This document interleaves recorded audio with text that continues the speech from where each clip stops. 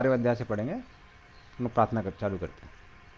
ओम अज्ञानतिमिरन्दस्य ज्ञानाञ्जनशलाकया चक्षुरुन्मिलितं येन तस्मै श्रीगुरुवे नमः। श्रीचैतन्यमनोभीष्टं स्थापितं येन भूतले स्वयं रूपकदा मह्यं ददाति स पदान्तिकं। वन्देऽहं श्रीगुरोः श्रीयुतापदकमलं श्रीगुरून् वैष्णवांश्च श्रीरूपं साग्रजातां सहगना रघुनाथामितं तं सजीवं साद्वैतं सावधूतं परिजनासहितं कृष्णचैतन्यदेवं श्रीराधाकृष्णपादान् सहगणललिता श्रीविशाखामृतांश्च। नमः ओं विष्णुपादाय कृष्णप्रेष्ठाय भूतले श्रीमते भक्तिवेदान्त स्वामिनित्य नामने। नमस्ते सारस्वते देवे गौरवाणी प्रचारिणे निर्विशेषा शून्यवादी पाश्चात्यस्तारिणे। वाञ्छाकल्पतरुभ्यश्च कृपा सिन्धुभ्येव च पतितानां पावनेभ्यो वैष्णवेभ्यो नमो नमः।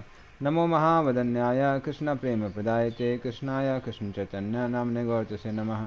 हे कृष्ण करुणा सिंधु दीनबंधु जगत्पते गोपसा गोपिकान्त राधाकान्त नमोस्तुते। सप्तकाञ्चन गौरांगी श्रीराधे वृंदावनेश्वरी वृषभानुसुते देवी प्रणमामि हरिप्रिये। नीलाचलनिवासाय नित्याय परमात्मने बलभद्र सुभद्राभ्यां जगन्नाथाय ते नमः। जय श्री कृष्ण चैतन्य प्रभु नित्यानंद श्री अद्वैत गदाधर शिवासादि गौर भक्तवृंद। हरे कृष्णा कृष्णा कृष्णा हरे हरे, हरे राम राम राम हरे हरे। हरे कृष्ण। तो हम लोग अलग अलग गुणों के बारे में सुन रहे थे कि कौन कौन से गुण भक्तों को कृष्ण का प्रिय बना देते हैं, उनके बारे में हम लोग डिस्कस कर रहे थे। तो कुछ गुणों के बारे में ऑलरेडी हमने चर्चा की थी लास्ट टाइम। अभी हम लोग और गुणों के बारे में चर्चा करेंगे।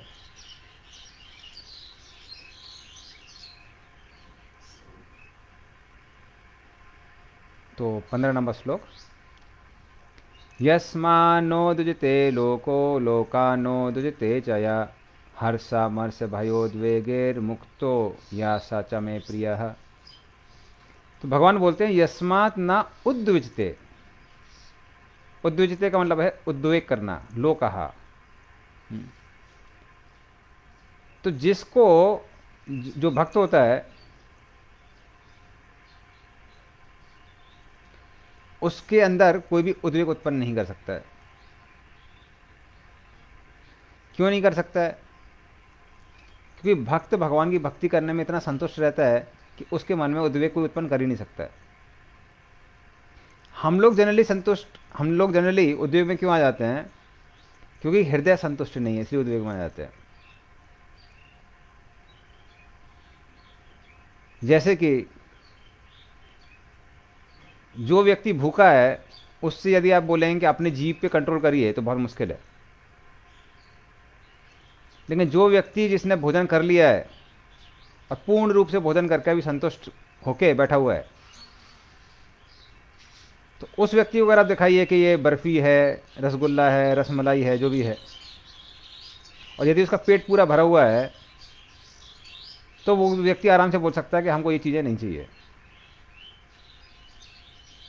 उसी तरह से भक्त क्योंकि भगवान की भक्ति करने से इतना संतुष्ट रहता है कि बाहर की जो समस्याएं होती हैं वो उसके लिए बाधा उत्पन्न नहीं करती हैं, उद्वेग उत्पन्न नहीं करती है। तो जो लोग डिस्टर्ब रहते हैं वो लोग छोटी छोटी बात पे गुस्सा हो जाते हैं। जैसे हमको याद है जब हम आईआईटी में थे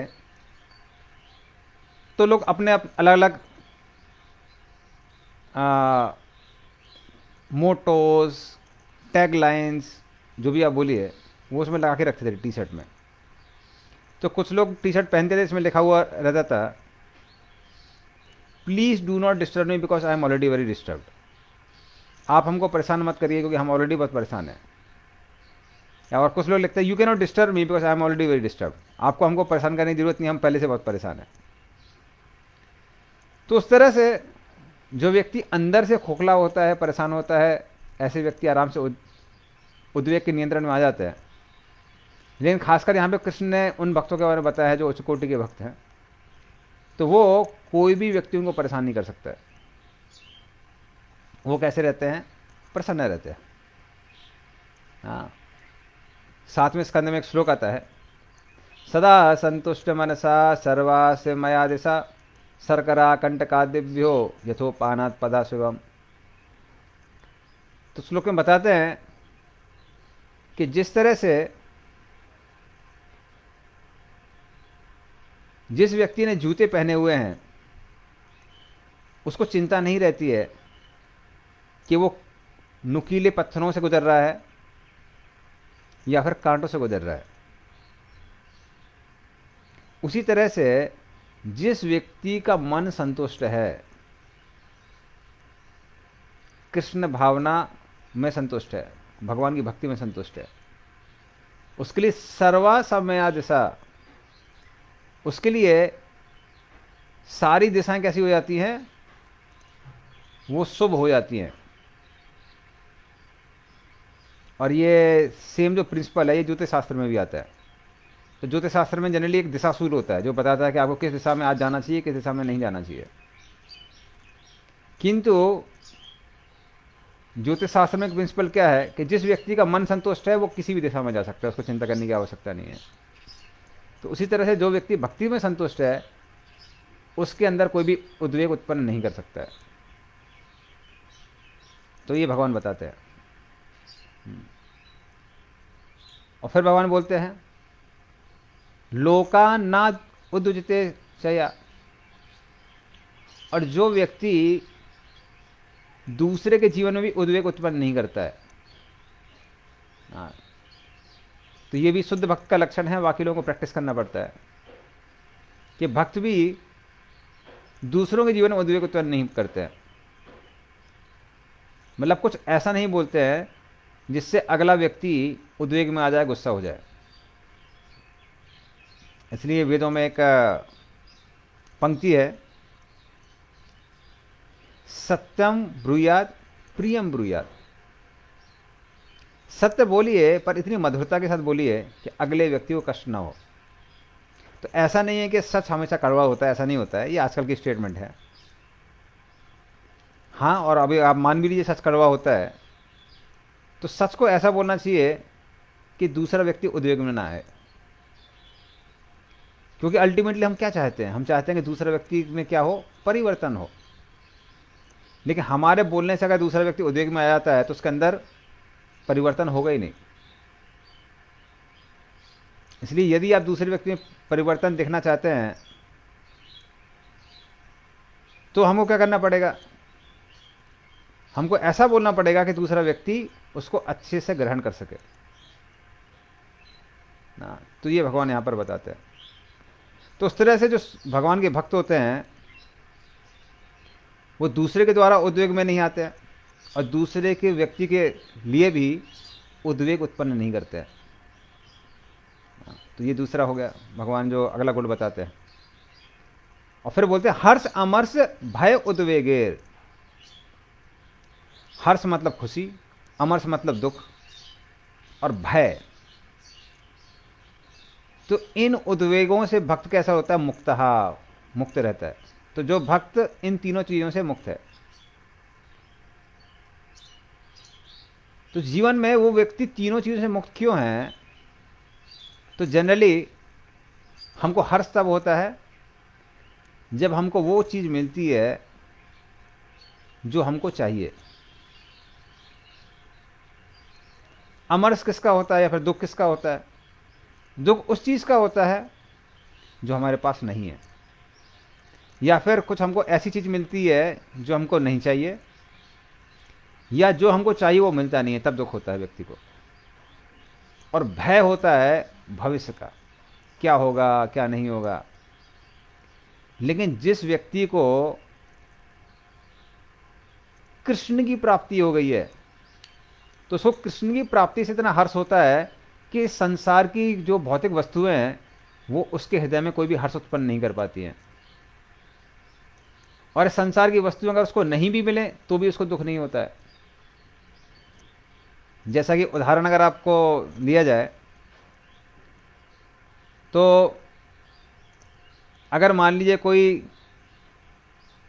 अरबपति व्यक्ति है और वो अपने वॉलेट में 100 का नोट लेके चल रहा है मार्केट में, और कोई उसका वॉलेट मार लेता है, तो भी उसको इतना ज़्यादा दुख नहीं होगा, क्योंकि उसके लिए 100 रुपये कुछ नहीं है। और कोई व्यक्ति उसको प्रेम पूर्वक 100 रुपये भेंट देता है कि आपका बर्थडे गिफ्ट है, तो भी उसको ज़्यादा फर्क नहीं पड़ेगा। हाँ, प्रेम का जरूर फर्क पड़ेगा, लेकिन 100 रुपये मिलने से ज़्यादा हर्ष नहीं होगा। क्यों नहीं होगा? ऑलरेडी बहुत पैसा पड़ा हुआ है। उसी तरह से जिस व्यक्ति को कृष्ण की प्राप्ति हो गई है, जो पूर्ण रूप से कृष्ण में संतुष्ट है, उसको कुछ मिले नहीं मिले उससे ज़्यादा फर्क नहीं पड़ता है। और भविष्य का जहाँ तक भय की बात में आती है, तो भक्त को एक चीज़ मालूम है, उसको ये पता है कि कृष्ण हर चीज़ के नियंत्रण करता है। और जब कृष्ण ही नियंत्रण करता है, और सिर्फ नियंत्रण करता नहीं है, वो हमारे परम हितैषी सुहृद है। तो भगवान हमारे लिए ऐसा क्यों देंगे कोई चीज़ जो हमारे लिए अच्छा ना हो, भले हमको अभी समझ में आए या नहीं आए। जैसे माता पिता कभी बच्चे को अगर थप्पड़ भी मारते हैं या कुछ अच्छा देते हैं, दोनों ही बच्चे के अच्छे के लिए होता है। वो बच्चे को उस समय समझ में नहीं आता है, बाद में समझ में आता है। जनरली एक कहावत है इंग्लिश में, you don't understand your parents till you become a parent of children who don't understand you. कहने का मतलब है कि लोग माता पिता ने जो हमारे लिए किया है उसको नहीं समझ पाते हैं कि उन्होंने कैसा हमारे लिए अच्छा किया है। गलतफहमी के शिकार रहते हैं। कब तक रहते हैं? जब तक वे स्वयं माता पिता नहीं बन जाते हैं और उनके बच्चे उस गलतफहमी का शिकार हो जाते हैं। तो उसी तरह से कृष्ण कौन है? भोक्ताराम यज्ञ तपसाम, सारे यज्ञ इत्यादि के लक्ष्य कृष्ण है, उसके भोक्ता कृष्ण है। सर्वलोक महेश्वरम, सभी लोगों के ईश्वर है, नियंत्रण करता है। और मात्र नियंत्रण करता नहीं है, सुहृदम सर्वभूता नाम, वो सबके क्या है? परम मित्र हैं। तो इस संसार में कई परम मित्र ऐसे हो सकते हैं जो हमारे मित्र हैं, हितैषी हैं, पर ज़्यादा हमारे लिए कुछ नहीं कर सकते हैं। क्यों? क्योंकि उनके पास वो शक्ति और सामर्थ्य नहीं है।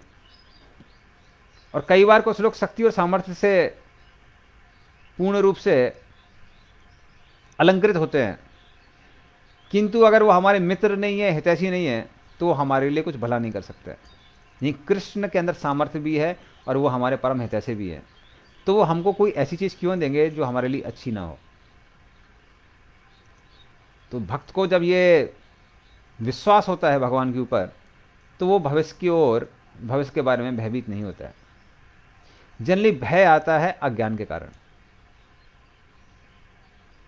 जिस व्यक्ति को पता नहीं है कि हम शरीर नहीं आत्मा है, जिसको ये पता नहीं है कि भक्ति करने से व्यक्ति कृष्ण को प्राप्त कर सकता है, ऐसे लोग मृत्यु से बहुत भयभीत रहते हैं। किंतु जिन लोगों को ये मालूम है कि हम शरीर नहीं आत्मा है, ऐसे लोग मृत्यु को बड़े आराम से अंगीकार करते हैं। यह हमने भक्तों के अंदर देखा हुआ है। एक हमको याद है, कुछ सालों पहले की बात है कि मायापुर में एक प्रभुपाद जी के शिष्य थे, उनका नाम था ग्रहलीला प्रभु। तो ग्रहलीला प्रभु ने जो प्रभुपाद की पुस्तकें हैं उनमें पीछे इंडेक्सिंग की हुई है। तो जब उनका अंतिम समय था, सबको समझ में आ रहा था कि प्रभु जी अभी शरीर छोड़ने वाले हैं, तो अपने बिस्तर पे लेटे लेटे जब जन्यवास प्रभु उनके पास में आए, तो वो कृष्ण को बता रहे थे कि अभी कृष्ण ने अब आध्यात्मिक जगत में क्या क्या लीला कर रहे हैं इस समय। और फिर जब एकदम मृत्यु उनके निकट थी, तो मुंह उनका एक साइड गया, उस साइड उनकी पत्नी खड़ी हुई थी। तो पत्नी को चिंता हो गई, कह रहे मुझे देख के अगर मान लीजिए वो अपना शरीर छोड़ेंगे तो हो सकता है स्त्री का शरीर उनको प्राप्त करना पड़े। तो तुरंत उन्होंने क्या किया, वहाँ पे बड़ी सी राधा माधव की फ़ोटो थी, पिक्चर थी, उसको पकड़ लिया और वो भी राधा माधव की पिक्चर को, उनकी छवि को निहारने लगे। और इस तरह से उनको निहारते हुए, मुस्कुराते हुए उन्होंने अपना शरीर त्याग दिया। और जैसे ही उन्होंने शरीर त्यागा, उनकी पत्नी, उनके बच्चे ना, वो ज़ोर ज़ोर से कीर्तन करने लगे हरे कृष्णा महामंत्र का। और उनकी पत्नी जोर से चिल्ला रही थी, back home back to godhead, back home back to godhead, back home back to godhead, नाच रही थी। अगर कोई साधारण व्यक्ति उसको देखेगा तो हतप्रभ रह जाएगा, बोला ऐसा कैसे हो सकता है भाई, पत्नी का पति चला गया। और जनरली पत्नी को पति से बहुत ज़्यादा आसक्ति होती है, पति पत्नी में जो आसक्ति है वो किसी और संबंध में आसक्ति नहीं है। किंतु वो आसक्ति भी नहीं है, बल्कि पति की मृत्यु हो गई और ये नाच रही है, क्योंकि उनको पता है कि हम शरीर नहीं आत्मा है और भगवान से वापस मिलना ये जीवन का लक्ष्य है। तो इस तरह से भक्त लोग भयभीत नहीं होते, उनके अंदर कोई आशंकाएं नहीं होती है। और जिन भक्तों के अंदर ये सारे गुण हैं, तो जो लोग प्रैक्टिसर हैं हमारे जैसे, वो प्रयास करते हैं उन गुणों को अंगीकार करने का। तो जो प्रैक्टिसनर हैं, जैसे हमने लास्ट टाइम बताया था, वो भगवान को अन्य योगियों से, ज्ञानियों से इत्यादि से बहुत प्रिय है। और जिनके अंदर पहले से वो गुण हैं, वो तो भगवान को अत्यंत प्रिय है। तो इस तरह से भगवान बताते हैं, सो मुक्ता या सा चा में प्रिया। तो ऐसा जो भक्त है वो बहुत ज़्यादा मुझे क्या है, प्रिय है। और फिर आगे 16 नंबर श्लोक में वो बताते हैं भक्तों के जो और आगे गुण हैं, अनपेक्ष शुचिर्दक्ष उदासीनो को गतव्यतः सर्वारंभ परित्यागी यो में भक्त समय प्रिय। तो भगवान क्या बोलते हैं, अनपेक्ष। अनपेक्षा का मतलब क्या है, जो किसी चीज की अपेक्षा नहीं करता है। मतलब भक्त क्या हो रहा है संसार में, क्या नहीं हो रहा है, उससे ज्यादा प्रभावित नहीं होते हैं। क्यों नहीं होते हैं, उनको मालूम है कि ये संसार कैसा क्षणिक है। अगर हम किसी स्थान पर जा रहे हैं तो मान लीजिए ट्रेन हमारी किस जगह से निकलती है और वो हमारा गंतव्य स्थान नहीं है, शुरुआत का स्थान नहीं है, उस स्थान से हमारा कुछ लेना देना नहीं है। तो रास्ते में अगर हम देखते हैं कहीं पे थोड़ी देर के लिए ट्रेन रुकी और प्लेटफॉर्म में दो लोग झगड़ा कर रहे हैं, तो जो लोग टाइम पास करने के लिए बैठे रहते हैं वो लोग बड़ा ध्यान देते हैं, वरना जो लोग ट्रेन में बैठे हुए हैं उतना ध्यान नहीं देते हैं, क्योंकि उनको मालूम है हमको यहाँ रहना नहीं है, क्या हो रहा है क्या नहीं हो रहा, हमको इतना फर्क नहीं पड़ता है। उसी तरह से भक्त लोग देखते हैं कि संसार में जो हमको ये शरीर प्राप्त होता है ये उस तरह से है जैसे किसी प्लेटफॉर्म पे कभी कभी कोई ट्रेन रुक जाती है। तो भक्त को मालूम है क्या हो रहा है क्या नहीं हो रहा है, उतना फर्क नहीं पड़ता है। तो उससे भक्त ज़्यादा क्या नहीं होता है, प्रभावित नहीं होता है। कैसा रहता है, अनपेक्षा, न्यूट्रल रहता है। शुचि ही भक्त शुद्ध रहता है, बाहर से भी शुद्ध रहता है। कैसे, वो ब्राह्मण के जो भी नियम होते हैं उनका पालन करता है, साफ सफाई का, और अंदर से भी शुद्ध रहता है। कैसे शुद्ध रहता है, जब हम हरे कृष्ण महामंत्र करते हैं उससे हृदय काम क्रोध लोभ इत्यादि से मुक्त हो जाता है। और फिर भक्त को दक्ष भी कहा गया है। दक्ष क्यों कहा गया है, क्योंकि वो दक्ष है हर वस्तु को भगवान की सेवा में लगाने के लिए और हर क्रिया को भक्ति में परिवर्तित करने में भक्त दक्ष होता है। जैसे जो व्यक्ति भोजन करता है, अब जो लोग अंडा मांस मच्छी खाते हैं वो तो कर्मों से बनते ही हैं, पाप से बनते हैं, ये इसमें कोई दो राय नहीं है। किंतु जो लोग शाकाहारी भोजन भी करते हैं वो भी पाप से थोड़ा सा बनते हैं। क्यों बनते हैं, क्योंकि पेड़ पौधों को मारने में भी उनको थोड़ा सा दर्द होता है, इसलिए वो व्यक्ति भी थोड़ा सा बनता है। लेकिन भक्त कैसा है, भक्त दक्ष है। वो उसको किसको अर्पित करता है, भगवान को अर्पित करता है। उससे भोजन मात्र कर्मों से मुक्त नहीं होता है, बल्कि भोजन जो होता है जो आप ग्रहण करने जा रहे हैं वो पुराने पापों को पुण्यों को नष्ट करके आपको आध्यात्मिक प्रगति देता है। तो इस तरह से भक्त कैसा है, दक्ष होता है। और भक्त दक्ष कैसे है, जैसे कोई व्यक्ति, हर किसी को घर में रहना है, और जब घर से आसक्ति हो जाती है तो चांस रहता है कि अगले जीवन में हो सकता है आपको उस घर में वापस आना पड़े। जैसे प्रभुपाद जी एक बार कुछ भक्तों के साथ में एक जगह से स्थान से जा रहे थे, तो उन्होंने देखा रास्ते में एक बहुत बड़ा पेड़ था और उसको देख के लग रहा था मान लीजिए वो घर को एकदम आलिंगन कर रहा है। तो प्रभुपाद बोले कि ये जो व्यक्ति था ये पहले इस घर का मालिक था, आसक्त होने की वजह से अभी पेड़ बन गया है और उसको अभी भी आलिंगन कर रहा है। तो उस तरह से भक्त को पता है कि अगर घर से आसक्त रहेंगे तो फंस जाएंगे। तो भक्त क्या करता है, वो घर नहीं बनाता, क्या बनाता है, मंदिर बनाता है। तो जब भी वो किसी भवन का निर्माण करता है वो सोचता है कि मैं, ये मेरा घर नहीं है, क्या है, मंदिर है। इसके मालिक कौन है, भगवान कृष्ण है, राधा कृष्ण है, और मैं कौन हूं, मैं उनका सेवक हूं। तो सेवक भी घर में रह सकता है, भगवान अलाउ करते हैं, बल्कि भगवान तो अलमारी में बैठे रहते हैं, बाकी जगह सेवकों के लिए छोड़ देते हैं। लेकिन इस चेतना के साथ में जब वो घर का निर्माण, भवन का निर्माण करता है तो उसको घर निर्माण करने की आसक्ति नहीं होती है, बल्कि उसको मंदिर निर्माण करने का फल प्राप्त होता है। इसलिए आज भी वो कल्चर आ रहा है कि लोग अपने घर के सामने लिखते हैं कृष्ण कुटीर, राधा कुटीर या राधा निकुंज, कि ये राधा रानी का है, ये कृष्ण का है। लेकिन चेतना भी वैसी होनी चाहिए। और यदि आप अपने घर को भगवान का मंदिर समझते हैं तो झाड़ू लगाने में भी वही चेतना रह सकती है। हम भगवान के मंदिर में झाड़ू लगा रहे हैं, और जैसा हमें पता है भोजन पकाने में हम भगवान के लिए भोग चढ़ा रहे हैं। उस घर को अगर आप मेंटेन कर रहे हैं, अपने बीवी बच्चों को मेंटेन कर रहे हैं समझ के कि ये भगवान के भक्त है,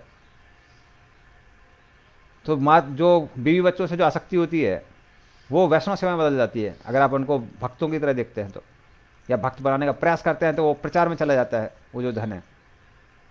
उसी तरह से आप जो धन अर्जित कर रहे हैं क्योंकि भगवान और भक्तों के लिए, वो भी आपको बांधता नहीं है, मुक्त करता है। तो इस तरह से भक्त दक्ष है, उसको मालूम है कि कैसे भौतिक जो क्रियाएं हैं उनको हम भक्ति में परिवर्तित कर सकते हैं, इसलिए भक्त को दक्ष कहा जाता है। तो ये मुख्य कारण है। तो भक्त दक्ष होता है। और ज्ञात व्यथा, पूर्ण रूप से किसी भी व्यथा से कैसा है, मुक्त है, क्योंकि उसको किसकी प्राप्ति हो गई है, कृष्ण की प्राप्ति हो गई है। तो उसको कोई टेंशन नहीं रहता है, उसको उसमें इतना आनंद आता है कि थोड़ा दुख और थोड़ा जो सुख आता है वो भक्त उसको क्या कर लेता है, उसको सहन कर लेता है। उसको मालूम है जब तक ये शरीर है कष्ट देगा, लेकिन ज़्यादा टेंशन लेने की जरूरत नहीं है, क्योंकि शरीर कैसा है, क्षणिक है, कुछ समय बाद शरीर भी समाप्त हो जाएगा। और फिर सर्व आरंभ परित्यागी, इसका मतलब क्या है, कुछ भी आरंभ होने से पहले वो उसका फल भोगने की इच्छा नहीं रखता है। जनरली संसार में लोग क्या करते हैं, कुछ भी कार्य करने से पहले उसके फल को भोगने की इच्छा रखते हैं। स्टूडेंट जब पढ़ाई करने जाते हैं तो सोचता है अभी मैं पढ़ाई करूंगा, पढ़ाई करने से अच्छी नौकरी लगेगी, अच्छी नौकरी लगने से अच्छा धन कमाऊंगा, अच्छा धन कमाऊंगा तो इतना बड़ा बंगला बनाऊंगा, फ्लाइट से जाऊंगा, ये करूंगा वो करूंगा। तो उस धन को वो कैसे भोगेगा उसके बारे में वो सोचता है। तो अगर अच्छी जॉब लग जाती है तो खुश हो जाता है, खुशी से बनता है, और नहीं होती है तो अपूर्ण इच्छा रहती है, जिसके कारण उसको, व्यक्ति को अगला जन्म लेना पड़ता है। तो उस तरह से वो सुख और दुख से और कर्मों के चक्कर से बंध जाता है। लेकिन भक्त को मालूम है कि पढ़ाई करने से अच्छी नौकरी लगेगी, अच्छा धन मिलेगा, पर उस धन को वो भगवान की सेवा में लगाना चाहता है, अपने भोग के लिए नहीं लगाना चाहता है। जैसे हमने पहले ही आपको बताया कि ये जो घर है भगवान का मंदिर है, ये मेरे बीवी बच्चे नहीं है, ये भगवान के सेवक है। तो उस तरह से जब वो व्यक्ति धन कमाता है तो कृष्ण से और भी आसक्त हो जाता है। तो वो भी बहुत प्रयास करता है, किंतु मान लीजिए प्रयास करने के बावजूद भी उतना अच्छा कॉलेज नहीं मिला, थोड़ा कम अच्छा मिला, या नहीं भी मिला, तो उसको मालूम है मैंने अपना भरपूर प्रयास किया है। और कृष्ण क्योंकि सब चीज़ के नियंत्रण करता है तो वो कुछ देंगे नहीं देंगे वो उनकी इच्छा है, हम ज़्यादा उसके लिए कुछ कर नहीं सकते। तो इस तरह से भक्त कैसा रहता है, संतुष्ट रहता है। और फिर जब धन आता है, धन से आसक्त नहीं होता है, क्योंकि वो किसका धन है, वो भगवान का धन है। तो इस तरह से जो भक्त कैसा है, वो सब आराम परित्यागी। तो किसी भी कार्य के आराम में वो इंद्रिय तृप्ति की कामना नहीं करता है, वो भगवान की सेवा की इच्छा करता है। तो भगवान बोलते हैं ये गुण जिस व्यक्ति के अंदर है, या मद भक्ता समय प्रिया, ऐसा भक्त मुझे बहुत प्रिय है। हाँ, तो जैसे हमने बताया कि आ, जब तक हमारे अंदर वो गुण नहीं है तब तक हमको उनको प्रयास करना है कि वो गुण हमारे अंदर आए। तो भले ही हमारे अंदर गुण नहीं है, लेकिन भगवान इसलिए बता रहे हैं ताकि भक्त इन गुणों को अंगीकार करने की कब से इच्छा तो करे, इसलिए भगवान बता रहे हैं। और फिर आगे बोलते हैं, यो ना हृष्यति ना द्वेष्टि ना सोचति न कांक्षति शुभाशुभ परित्यागी भक्तिमान यसा में प्रिय। तो या ना हृष्यति ना द्वेष्टि ना सोचती ना कांक्षति। हाँ, तो ये सबके सब आप देखेंगे ये सब रिजल्ट ओरिएंटेड है। जब हमको जिस चीज़ की आशा होती है वो मिल जाता है तो हर्ष होता है, नहीं मिलता है तो द्वेष होता है। हाँ, और जब नहीं मिलता है तो लोग क्या करते हैं, सोचती मतलब क्या करते हैं, पछताते हैं, अरे काश ये कर दिया होता तो अच्छा होता, वो कर दिया होता तो अच्छा होता है। और भविष्य के बारे में क्या होती है, आकांक्षाएं होती है। तो ये सबके सब तब होते हैं जब आप इस भौतिक संसार के में जो इंद्रिय तृप्ति मिलती है उससे जब आसक्त रहते हैं, तब ऐसा होता है। लेकिन भक्त इसमें इनसे आसक्त नहीं रहता है। तो जनरली जब लोग कम उम्र के होते हैं, वैसे ये होते सारों चीज़ें पूरे जीवन भर चलती हैं, किंतु ज़्यादातर जब लोग कम उम्र के होते हैं तो आकांक्षाएं बहुत होती हैं। तो हृदय में कांक्षति, इसके द्वारा व्यक्ति बनता है और बहुत मेहनत करता है। इसलिए आप देखेंगे कोई भी मोटिवेशनल स्पीकर हैं, हमारे एक भक्त बता रहे थे, वो भी मोटिवेशनल स्पीकर हैं, बता रहे थे मोटिवेशनल स्पीकर के जो सबसे ज़्यादा ऑडियंस है वो होते हैं टीनेजर्स। क्योंकि टीनेजर्स के अंदर आकांक्षाएं बहुत होती हैं कि हम ये करेंगे, हम वो करेंगे, ये मिलेगा वो मिलेगा, बहुत आकांक्षाएं होती है। तो इस तरह से जो लोग कम उम्र के होते हैं उनके अंदर हृदय में बहुत आकांक्षाएं होती हैं और उनको वो पूरा करने के लिए भरसक प्रयास करते हैं, अत्यंत परिश्रम करते हैं। परिश्रम करने के बाद में इच्छाएं पूरी हो जाती हैं तो हर्ष होता है, नहीं होती हैं तो अमर्ष, दुख होता है। और उस तरह से आपने देखा होगा पढ़ाई के समय, जॉब के समय, जॉब के कई सालों तक लोग सुख और दुख का बहुत ज़्यादा अनुभव करते हैं। आपने देखा होगा उसी समय जो उस समय होता है सबसे ज़्यादा लोग सुसाइड उसी समय करते हैं, टीन एज से लेके 40 उम्र तक, मान लीजिए 40 साल की उम्र तक। क्योंकि सुख दुख का अनुभव बहुत ज़्यादा हो जाता है, आकांक्षा है नहीं पूरी हुई, दुख हो जाता है, दुखी हो जाते हैं लोग, और दुखी होने की वजह से आत्महत्या कर लेते हैं कई बार। और फिर बुढ़ापे के समय क्या होता है, उस समय आकांक्षाएं कम हो जाती है, लोगों को प्रैक्टिकलिटी समझ में आ जाती है कि क्या आकांक्षाएं रखना प्रैक्टिकल है, क्या आकांक्षाएं रखना प्रैक्टिकल नहीं है। तो उनके साथ क्या होता है, सोचती, उनका समय फिर व्यतीत होता है पछताने में। तो आपने देखा हो कभी कभी बुजुर्ग लोग आपस में बैठे रहते हैं, पति पत्नी, और वो एक दूसरे को बोलते हैं, पति बोलता है अरे मैंने बहुत सारी बड़ी गलती कर दी 40 साल पहले। बोले क्या गलती कर दी, तुमसे शादी करके, वो अच्छी लड़की थी उससे शादी कर लेता तो अच्छा रहता। पत्नी बोलती नहीं नहीं मैंने भी गलती करी ना, तुमसे शादी करके। तो इस तरह से एक दूसरे को कोसते हैं, या फिर साथ में जो उन्होंने कुछ डिसीजन लिए हैं उसको भी कोसते हैं। बच्चों को हमने यहाँ नहीं पढ़ाया होता, वहाँ पढ़ाया होता तो अच्छा होता, यहाँ किया होता, ये किया होता तो अच्छा होता, वो किया होता तो अच्छा होता। इस तरह से पछताते रहते हैं वो,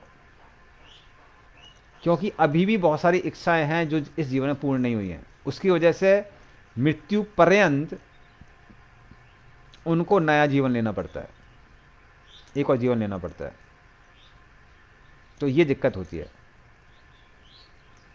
तो उस तरह से, लेकिन जो भक्त है, भक्त का इस संसार से ज़्यादा कोई लेना देना नहीं होता है, इसीलिए वो इन चीज़ों से कैसा रहता है, मुक्त रहता है।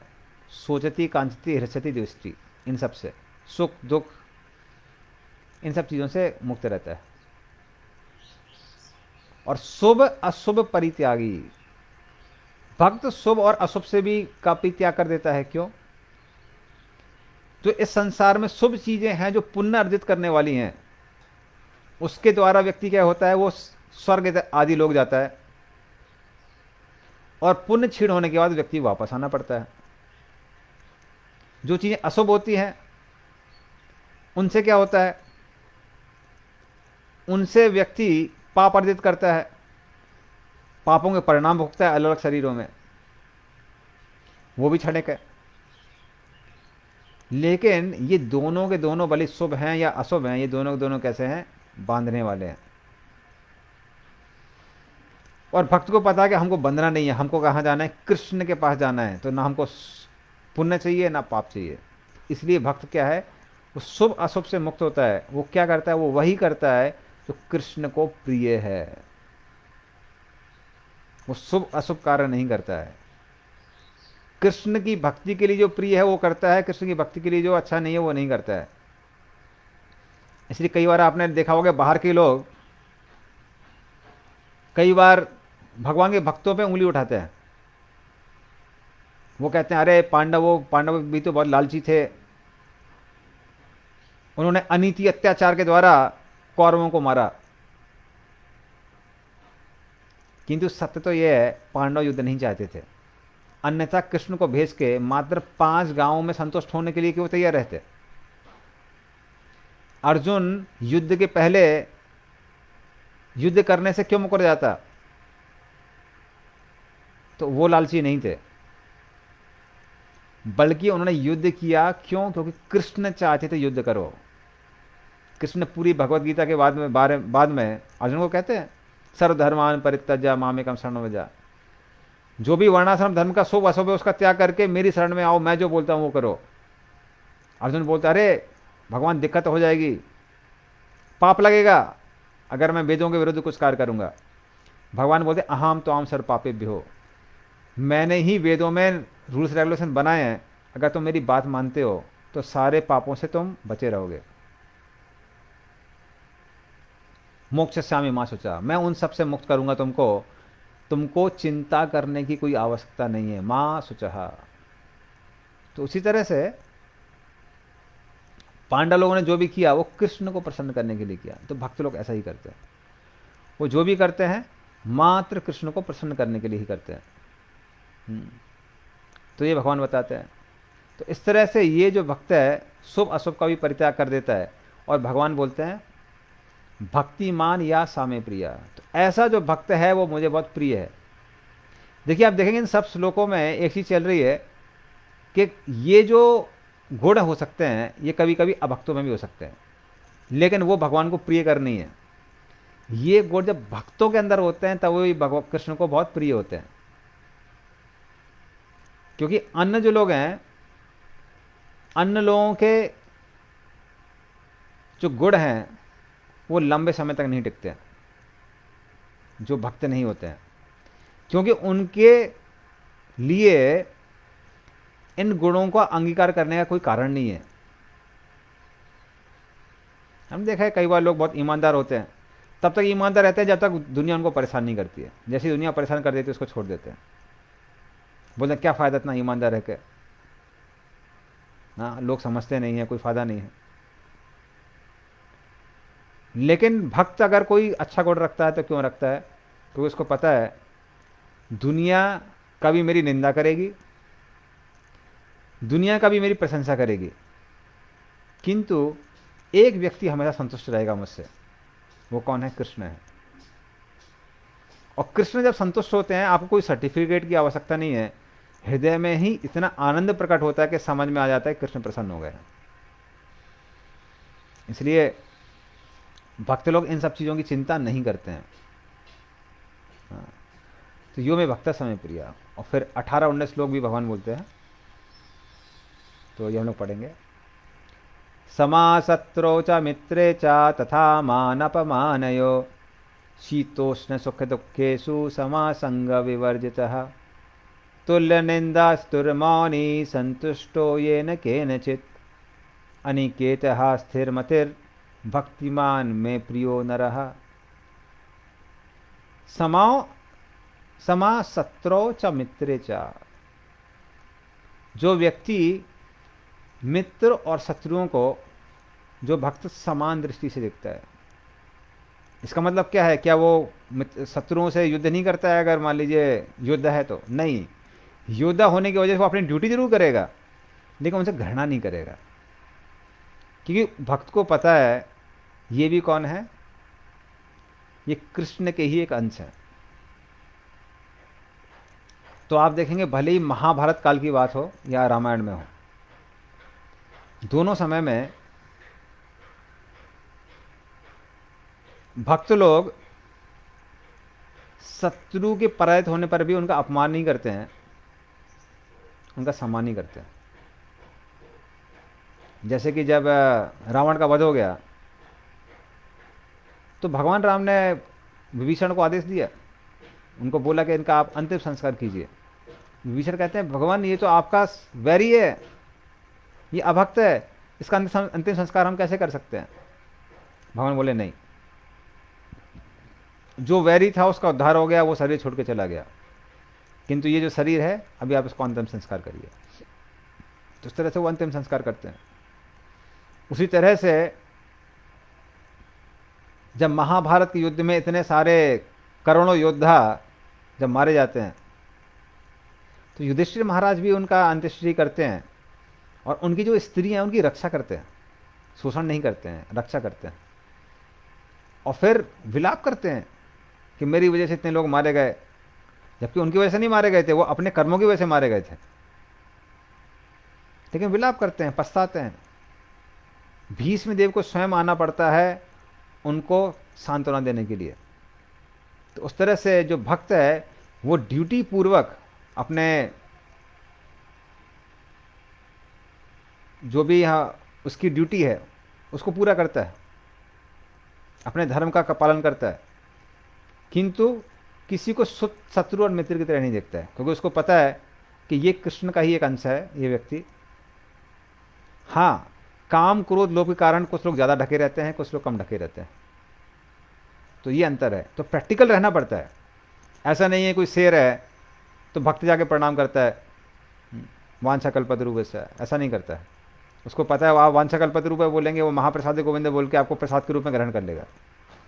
तो भक्त शेर का भी सम्मान करता है, दूर से करता है। और बाकी जो भक्त हैं उनके साथ मित्रता करता है। वरिष्ठ भक्त होते हैं तो उनको कभी कभी जीवन भी समर्पित कर देता है, क्योंकि वो कृष्ण की सेवा कर रहे हैं, शुद्ध भक्त हैं। उनको पता है कृष्ण को कैसे प्रसन्न करना है, अगर हम उनको असिस्ट करेंगे, उनकी सेवा करेंगे तो कृष्ण ज़्यादा प्रसन्न होंगे, और कम से कम उनका सम्मान तो बहुत ज़्यादा करता है। तो उस तरह से भक्त सबका सम्मान करता है, लेकिन आदर किसके अनुसार देता है? श्रेणी के अनुसार। देहो नाथ यथा यथा, भक्ति विनोद ठाकुर कहते हैं। तो उस तरह से आदर देता है, सम्मान देता है सबको। तो उसके लिए कोई सूत्र नहीं है, मित्र नहीं है। हाँ, अगर वो कामी है, क्रोधी है, उन सब चीज़ों से प्रैक्टिकली डील जरूर करना पड़ता है, तो उसके लिए तैयार रहता है भक्त। तो समा शत्रो च मित्र च तथा मान अपमानयो, मान और अपमान में दोनों से ही भक्त कैसा रहता है? मुक्त रहता है, क्योंकि उसको पता है कि अगर कोई मेरा सम्मान कर रहा है तो मेरा नहीं कर रहा है, मेरे शरीर का सम्मान कर रहा है, या फिर उन गणों का सम्मान कर रहा है जो कि कृष्ण के दिए हुए हैं, उनसे वो आसक्त नहीं होता है। तो एक कहानी आती है कि एक गांव में एक गधा रहा करता था।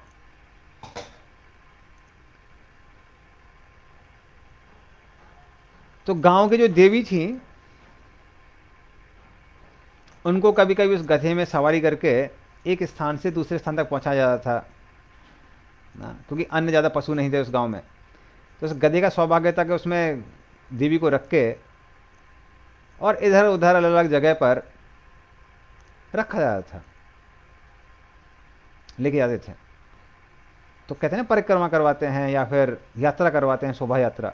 तो इस तरह से यात्रा होती थी। तो उस तरह से जब कई दिनों तक गधे की पीठ पे रख के इन देवी को घुमाया जा रहा था, तो गधा देख रहा था कि सब लोग मेरा कितना सम्मान कर रहे हैं। तो सम्मान उसका नहीं हो रहा था, सम्मान देवी का हो रहा था, पर गधे को क्या लगता था मेरा सम्मान हो रहा है। तो इस तरह से कई दिनों तक यात्रा निकली। लेकिन एक समय बाद क्या हुआ, समय खत्म हो गया, यात्रा खत्म हो गई और देवी को वापस अपने स्थान पर रख दिया गया। लेकिन गधा क्या सोचने लगा कि मेरे कितने अच्छे गुण हैं कि सारे लोग मेरा सम्मान करते हैं।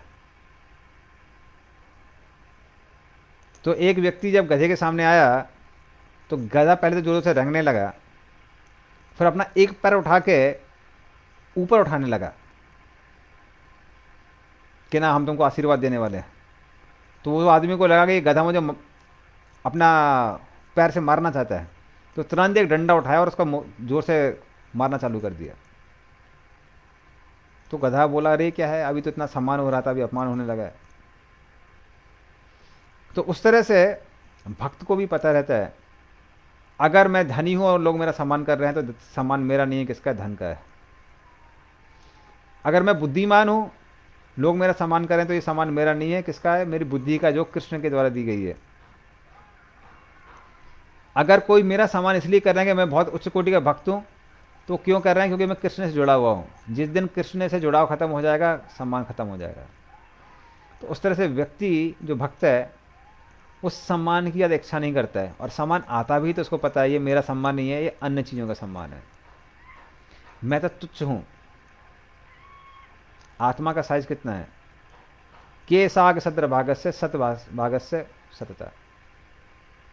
मतलब एक बाल का जो अग्रभाग होता है, एंड जो होता है, उसके आप 100 टुकड़े कर दीजिए, शतक मतलब 100 टुकड़े, उसमें से एक हिस्सा उठाइए, फिर उसके 100 टुकड़े कर दीजिए, तो वो जो भाग बचता है वो आत्मा का साइज है।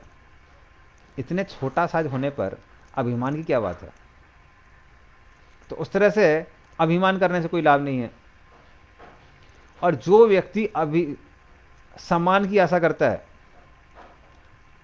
या मान की आशा करता है, ऐसे व्यक्ति को यदि मान नहीं मिलता है या अपमान मिलता है तो वो व्यक्ति उतना ही परेशान रहता है। तो जब भक्त मान की आशा नहीं करते हैं तो अपमान आता है तो समझते हैं ये भी मुझे अपने पुराने कर्मों की वजह से मिल रहा है, और ये लोग अपमान कर रहे हैं तो किसका कर रहे हैं, शरीर का कर रहे हैं, मैं तो शरीर नहीं हूं। तो उस तरह से भक्त जो है उससे प्रभावित नहीं होता है। जैसे जब मैं, क्योंकि मैं झांसी में पला बड़ा हूं, तो कई लोग मुझे बोलते थे देखो झांसी की रानी के जैसा यश कमाना चाहिए। तो मेरे मन में ये प्रश्न हमेशा उठता था, जिसका उत्तर भक्ति में आने के बाद मिला। तो मैं सोचता था कि देखिए झांसी की रानी आत्मा है, ये तो हमको पहले भी पता था, ये सारे भारतीयों को बचपन से पता होता है, कम से कम हिंदू लोगों को।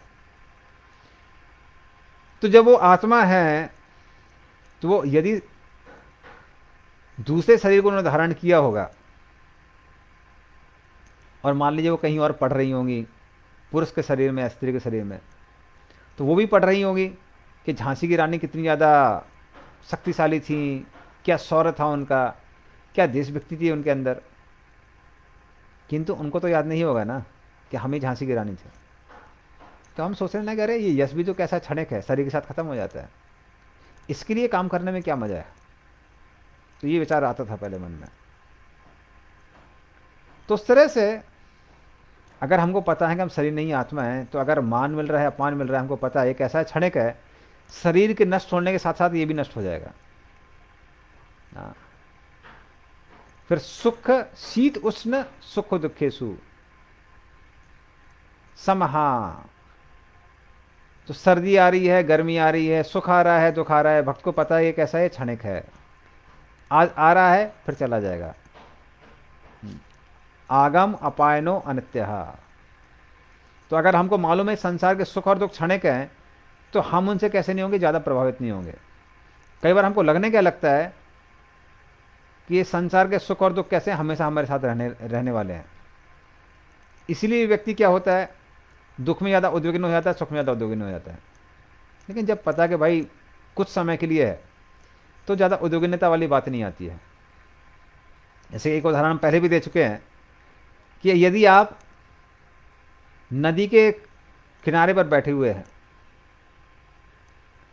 उस किनारे पे बह के भगवान का निर्माल्य आता है जिसमें बहुत सारे पुष्पों की सुगंध आ रही हो, उस सुगंध को हम बहुत ज़्यादा गंभीरता से नहीं लेते हैं, क्योंकि हमको मालूम है कि जल के प्रवाह के साथ वो कैसी चली हो जाएगी, ख़त्म हो जाएगी।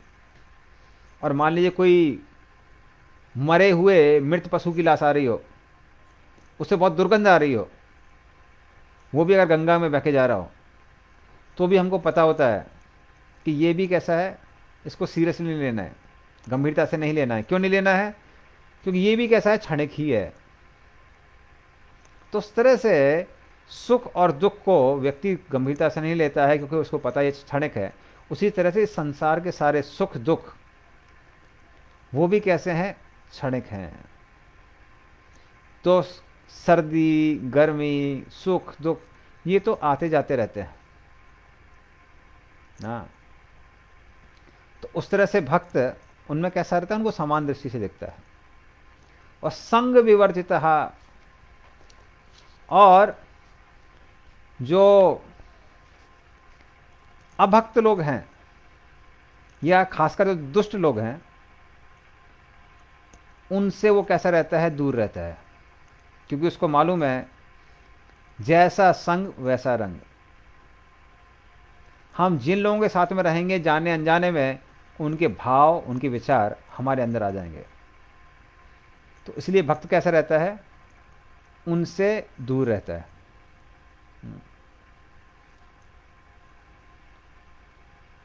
तो ये परिभाषा चैतन्य महाप्रभु अपने भक्तों को बताते हैं। कहते हैं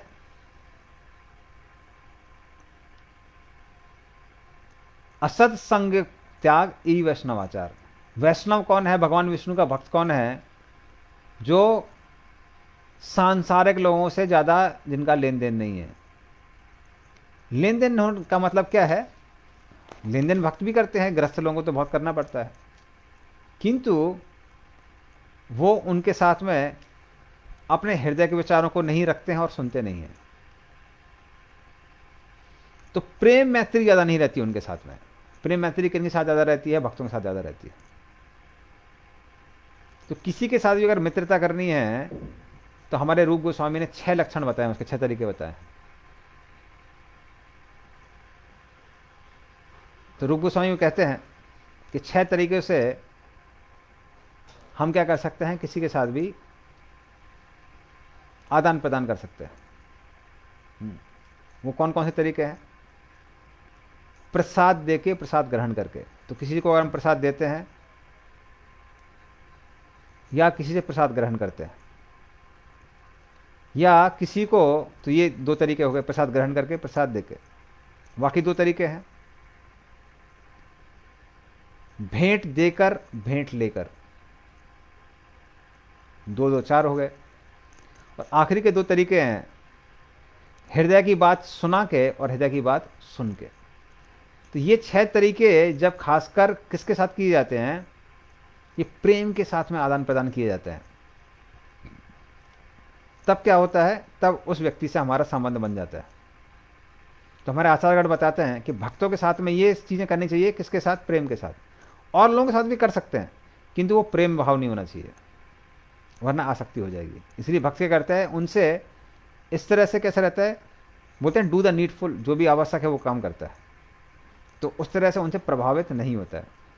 तो संग वर्जित है, तो ऐसे संगों से वो कैसा रहता है, मुक्त रहता है ना। फिर तुल्य निंदा स्थिर, जैसा हमने पहले ही बताया, कोई आपकी निंदा कर रहा है, बुराई कर रहा है या स्तुति कर रहा है, तो भक्त को पता है ये मेरी स्तुति नहीं है या मेरी निंदा नहीं है, ये मेरे कुछ अनर्थों की निंदा है या कुछ कमियों की निंदा है या फिर मेरे पाप के कारण आ रहा है। और स्तुति जो है वो भी क्षणिक है। कुछ गुण हैं जो कृष्ण के दिए हुए हैं, तो वो जब तक हैं तब तक स्तुति मिल रही है। जो लोग आज स्तुति कर रहे हैं कल को निंदा भी कर सकते हैं। तो उस तरह से वो उसमें कैसा रहता है, उनको समान दृष्टि से दिखता है। और फिर मौनी, मौनी का मतलब क्या है? वो भक्त कैसा रहता है? वो खराब चीज़ें नहीं बोलता है या भौतिक चीज़ों के बारे में नहीं बोलता है, कृष्ण के बारे में बोलता है। हाँ, तो मौन दो तरह का होता है। जो लोग फालतू की बकवास करते हैं उनको आध्यात्मिक गुरु क्या कहता है? आप मौन रहिए, मौन व्रत धारण कीजिए, मतलब कुछ मत बोलिए। लेकिन जो कृष्ण की कथा कर रहा है, कृष्ण का कीर्तन कर रहा है, उसको गुरु जी क्या बोलेंगे? और बोलिए, और कथा कीजिए, और कीर्तन कीजिए। तो भौतिक वस्तुओं का प्रजल्प करना, इसको कहते हैं कि ये फंसाने वाला है, और इसको नहीं करना उसको कहते हैं मौन। ये असली मौन है। तो इस तरह से भक्त हमेशा क्या करता है? कृष्ण का कीर्तन करना, कृष्ण की कथा करना। और वाकई व्यवसाय के लिए जो चीज़ें चाहिए उनका ज़रूर चर्चा करना पड़ता है। वो क्यों करना पड़ता है? क्योंकि वो भगवान की सेवा ही है। जैसे हमने बताया, आपको धन कमाना है भगवान की सेवा के लिए, आपके घर के जो लोग हैं वो भगवान के भक्त हैं, या आपको उनको भक्त बनाना है, तो उनके लिए धन चाहिए। तो उसके लिए जो भी बातचीत करनी पड़ेगी वो तो करना ही पड़ता है। उसके अलावा फालतू में भक्त लोग यहाँ वहाँ की बातें नहीं करते हैं। तो उस तरह से कैसे रहते हैं? मौनी, मौन रहते हैं। और फिर संतुष्टो येन केनचित, जो भी भगवान की कृपा से आ रहा है उसमें संतुष्ट रहते हैं। हाँ, सीताराम सीताराम सीताराम कहिए, जाय विधि राखे राम, ताई विधि रहिए ना। तो भगवान का नाम लेते रहिए, और भगवान का नाम लेने में भक्त इतना संतुष्ट हो जाता है कि फिर उसको कुछ और नहीं चाहिए। जो भी अपने प्रयास किया है, अथक प्रयास किया, अपना धर्म का पालन किया है, उसके बाद जो आ रहा है वो भगवान की कृपा है। उसको कृपा के रूप में स्वीकार करके भक्त लोग कैसे रहते हैं? संतुष्ट रहते हैं। और जो व्यक्ति संतुष्ट है वही प्रसन्न है, और वही अमीर है। तो जैसा हम आपको पहले भी कई बार बता चुके हैं, अमीर की परिभाषा क्या है कृष्ण के अनुसार? जो व्यक्ति संतुष्ट है वो अमीर है। जिस व्यक्ति का धन उसकी इच्छाओं के बराबर है या इच्छाओं से ज्यादा है, वो कैसा है? वो अमीर है। और जिसका धन उसकी इच्छाओं से कम है वो गरीब है। तो अमीर बनना है तो दो तरीके हैं, या तो बहुत प्रयास करके धन कमाइए या इच्छाओं को कम कर लीजिए। तो देखना है कौन सा आपके लिए आसान है। तो उस तरह से भक्त कैसा रहता है? संतुष्ट रहता है। तो संतुष्टा येन केनचित, जो भी उसको मिल रहा है, या अनिकेता, अनिकेता का मतलब होता है येन केचित, मतलब जो भी अपने आप से आ रहा है उससे भक्त कैसा रहता है? संतुष्ट रहता है। और फिर अनिकेता अगला वाला है, अनिकेता स्थिर मति ही। तो अनिकेता का मतलब क्या है? घर। तो उसका कोई घर नहीं है। क्यों उसका घर नहीं है? जैसे हमने बताया कि भक्त अगर भवन का निर्माण करता भी है तो वो घर में नहीं रह रहा है। वो कहाँ रह रहा है? वो कृष्ण के मंदिर में रह रहा है। क्योंकि वो भवन का निर्माण नहीं करता है, कृष्ण का मंदिर निर्माण करता है। और फिर उस घर में वो रहता है किसकी तरह? सेवक की तरह। तो उसके मन में ये नहीं आता कि ये मेरा घर है, किसका घर है? ये कृष्ण का घर है, ये कृष्ण का मंदिर है, मैं उनके सेवक के रूप में यहाँ पर रहता हूँ। तो उस तरह से भक्त के का कोई घर नहीं होता है। वो कहाँ रहता है? वो भगवान के मंदिर में ही रहता है, उनके सेवक के रूप में। और स्थिर मति ही, और उसका जो मति है, जो ज्ञान है, जो बुद्धि है, वो कैसी रहती है? स्थिर रहती है। क्यों स्थिर रहती है? क्योंकि वो आत्म कल्याण के लिए कार्य करता है। जो लोग अपने आप को शरीर समझते हैं उनके धर्म और विचार बदलते रहते हैं समय के साथ। जैसे गर्म जल ठंडी के मौसम में बहुत प्रिय होता है, लेकिन जब वही जल गर्मी के समय आता है तो वो कैसा हो जाता है, वो बहुत अप्रिय लगने लगता है। क्यों लगने लगता है? क्योंकि हम अपने शरीर से आसक्त हैं। लेकिन जो व्यक्ति आत्म कल्याण के लिए कार्य करता है, वो व्यक्ति, उसके विचार बदलते नहीं हैं, उसके लिए चीज़ें बदलती नहीं है, क्योंकि संसार की चीज़ों को वो अंगीकार करता है मात्र आत्म कल्याण के लिए। तो उस तरह से उसकी मति कैसी रहती है? स्थिर रहती है। उसका ज्ञान कैसा रहता है? स्थिर रहता है। अगर दुख आ रहा है तो भी क्या करना है? कृष्ण का कीर्तन करना है, अपने धर्म का पालन करना है। और अगर सुख आ रहा है तो भी कृष्ण का कीर्तन करना है, भगवान का नाम लेना है। इस्कॉन में गर्मी का समय है 4:30 बजे मंगल आरती, सर्दी का समय है 4:30 बजे मंगल आरती। कोई भी समय होता है, भक्त लोग एक ही भगवान का मंत्र करते हैं, हरे कृष्ण कृष्ण कृष्ण हरे हरे, हरे राम राम राम हरे हरे। एक ही तरह का तिलक लगाते हैं। तो चीज़ों के समय के अनुसार खासकर जो आध्यात्मिक कार्य हैं वो परिवर्तित नहीं होते हैं। हालांकि सर्दी के मौसम में हम लोग भी स्वेटर पहनते हैं या फिर गर्म जल का इस्तेमाल करते हैं जब ज़्यादा सर्दी पड़ती है तब, लेकिन उसका लक्ष्य एक ही है। वो क्या है? इन सबको धारण करके कृष्ण की सेवा अच्छे से करनी है।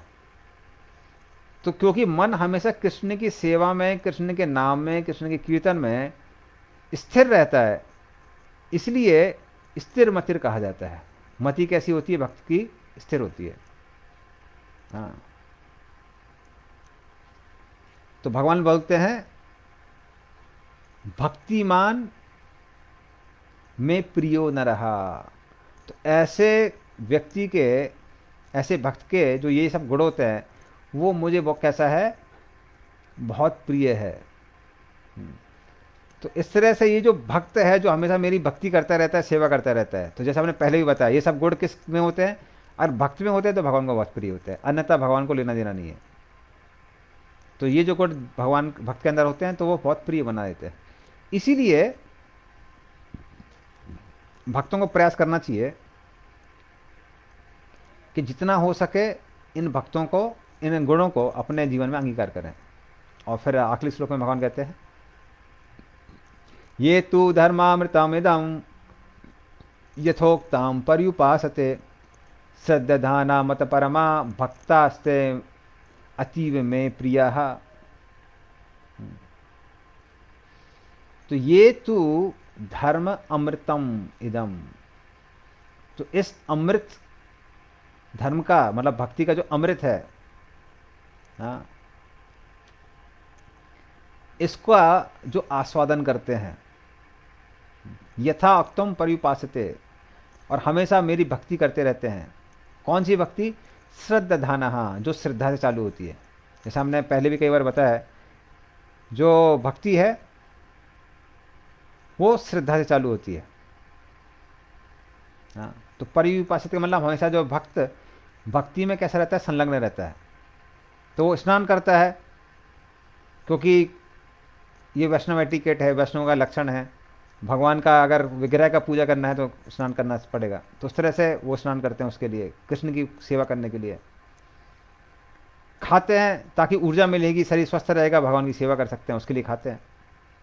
खाते हुए तो भगवान का प्रसाद ग्रहण करते हैं। कमाते हैं भगवान और भक्तों की सेवा के लिए, जो भी आपके ऑल्टर में भगवान है उनकी सेवा के लिए, और या फिर प्रचार के लिए।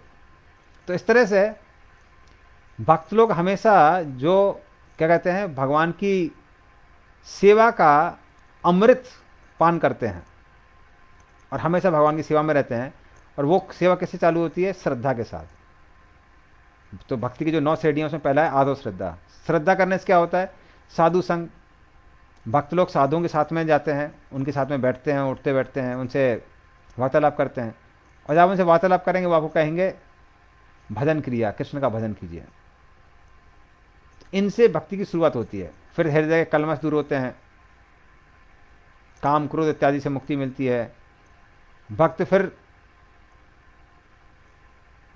तो आदो श्रद्धा, साधु संग, भजन क्रिया, अनर्थ निवृत्ति, फिर निष्ठा आती तो भक्त निष्ठावान हो जाता है, निष्ठा के साथ भगवान की भक्ति करता है।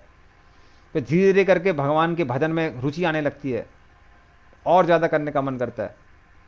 फिर कृष्ण से आसक्ति हो जाती है, कृष्ण के प्रति फिर भाव प्रकट होते हैं, और फिर कृष्ण से प्रेम हो जाता है। तो इस तरह से चीज़ें शुरुआत होती हैं श्रद्धा के साथ। तो श्रद्धाना, हाँ, तो इस तरह से जो भगवान की भक्ति करता है श्रद्धा के साथ। और कैसे समझ में आता है वो श्रद्धा के साथ कर रहा है?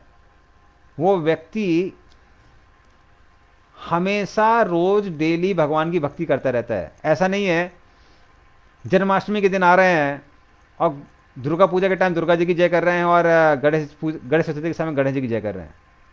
अगर आप जप कर रहे हैं तो डेली जय कर रहे हैं, तो डेली अगर आप जप कर रहे हैं, ये श्रद्धा का द्योतक है। तो ऐसा नहीं है कि भगवान को गणेश चतुर्थी के दिन भूल जाते हैं, या फिर दुर्गा पूजा के दिन भूल जाते हैं। उस समय भूलते नहीं है, क्या करते रहते हैं? भगवान का जप करते रहते हैं। तो ये श्रद्धा का क्या है? द्योतक है। और मत परमा, और उनके जीवन का लक्ष्य क्या है? मेरी प्राप्ति, कृष्ण की प्राप्ति। तो भक्तास्ते अतीव में प्रिय, ऐसे भक्त मुझे बहुत ज़्यादा प्रिय हैं। तो आखिरी श्लोक में 20 नंबर श्लोक में जो भगवान ये गुण बता रहे हैं, ये भगवान को बहुत ज़्यादा प्रिय है। बाकी गुण भी अच्छे हैं जो भगवान को बहुत प्रिय हैं, पर ये तो बहुत ज़्यादा प्रिय हैं, क्योंकि ये सब भक्ति से जुड़े हुए हैं।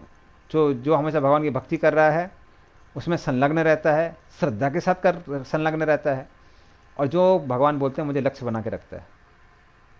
तो ऐसा भक्त मुझे बहुत बहुत बहुत प्रिय है। तो इस तरह से जो भी भगवान ने गुण बताए हैं, तो इनको अगर हम जीवन में अंगीकार करेंगे तो उससे कृष्ण बहुत प्रिय हो जाएंगे।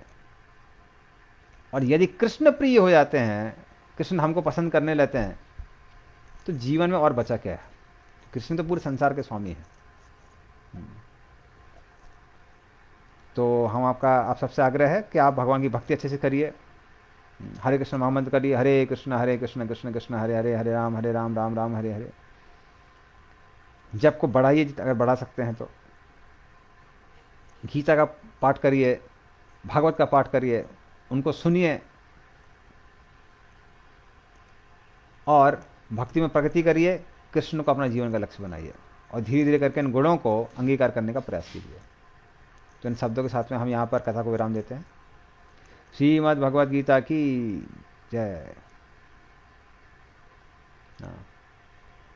ओके, सिद्धा का एक प्रश्न है, प्रश्न हम लोग को तर्क कर देते हैं।